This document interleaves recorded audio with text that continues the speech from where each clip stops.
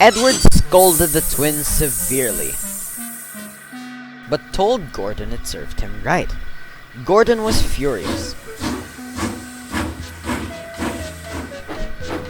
A few days later, some enthusiasts came. On their last afternoon, they went to the China Clay Works.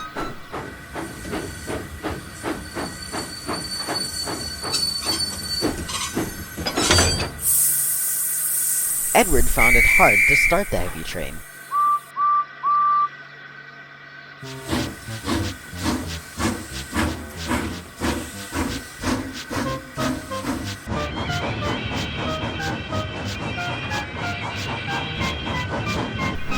"Did you see him straighten?" asked Henry. "Positively painful," remarked James. "Just pathetic," grunted Gordon. "He should give up and be preserved before it's too late." "Shut up!" burst out Duck. "You're all jealous. Edward's better than any of you." "You're right, Duck," said Boko. "Edward's old, but he'll surprise us all."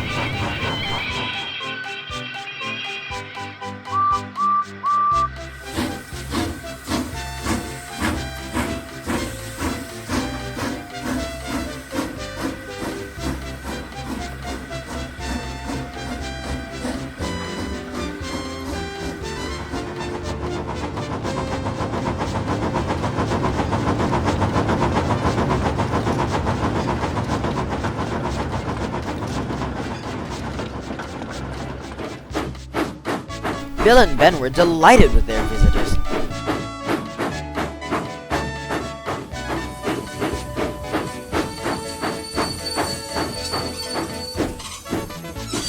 They loved being photographed and took the party to the China Clay Works in a brake van special.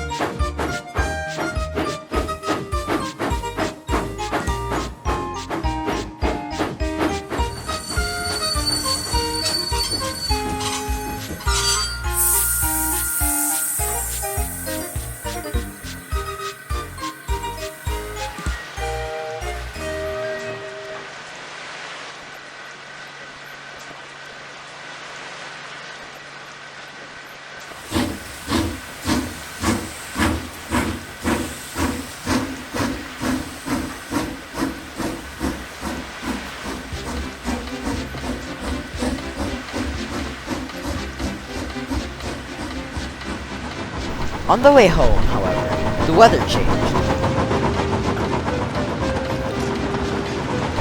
Wind and rain buffeted Edward.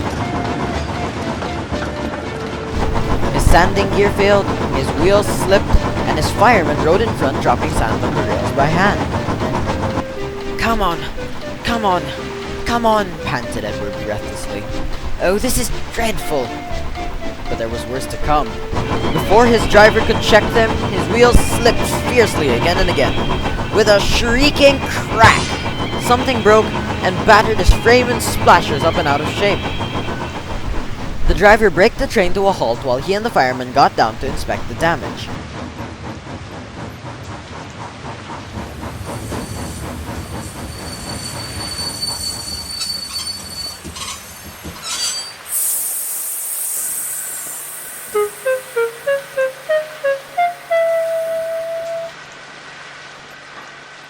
Repairs took some time.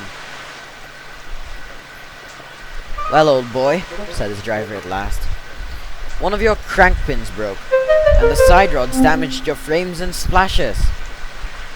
He paused. "You've taken them off," he said, "and now you're a single, just like an old-fashioned engine. Can you get these people home? They must start back tonight." "I'll try, sir," promised Edward.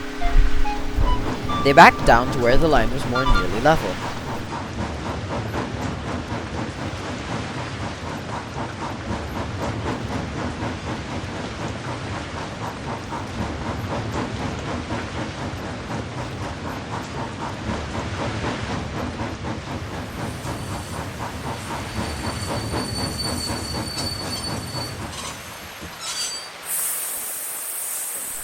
Edward puffed and pulled his hardest, but his wheels kept slipping and he just could not start the heavy train. The passengers were getting anxious. The driver, the fireman, and the guard went along the train making adjustments in between the coaches. "We've loosened the couplings, Edward," they said. "Now you can pick your coaches up one by one, just as you do with trucks." "That will be much easier," said Edward gratefully. So, with everything ready and waiting, the driver gently opened the regulator. "Come on! Come on!" puffed Edward. He moved cautiously forward, ready to take the strain as his tender coupling tightened against the weight of the first coach. The first coach moving helped to start the second helped the third, and so on down the train. "I've done it! We're off! I've done it! We're off!" Edward said triumphantly. "Steady, boy," warned his driver, skillfully checking the wheel slip. "Well done, boy! You've got them! You've got them!" And he listened happily to Edward's steady beat as he forged slowly but surely ahead.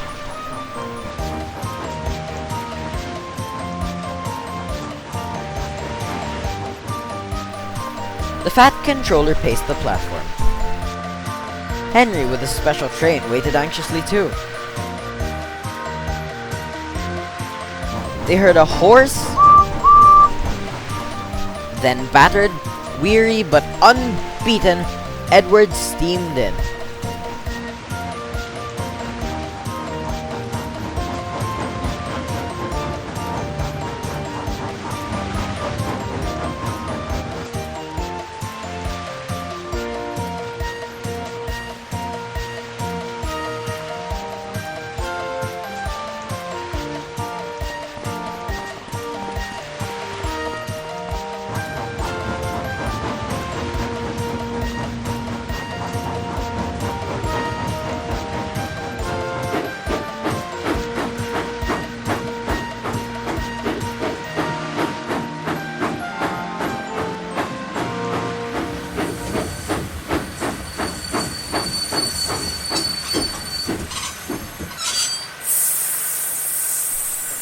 The fat controller stepped angrily forward.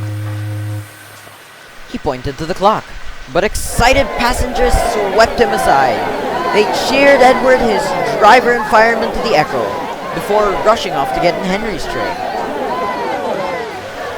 Henry steamed away to another storm of cheers, but not before everyone knew Edward's story.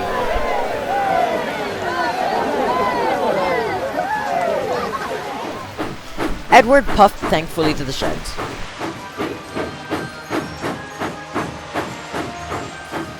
While Duck and Boko saw to it that he was left in peace, Gordon and James remained respectfully silent.